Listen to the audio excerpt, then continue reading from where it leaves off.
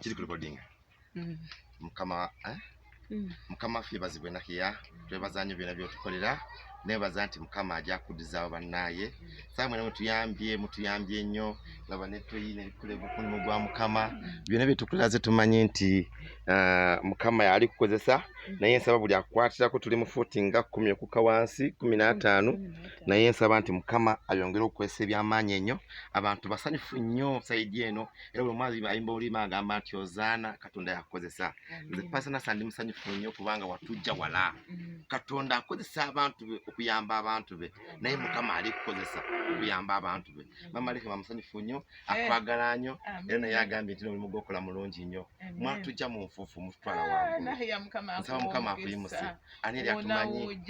wala wange tugenda kugwa mukasera katali kawala era nsaba mukama akozese akuwa amaanyi mulinnya lya Yesu sonna sala kusabira mukama aba bakuwalana mukama alwane nabo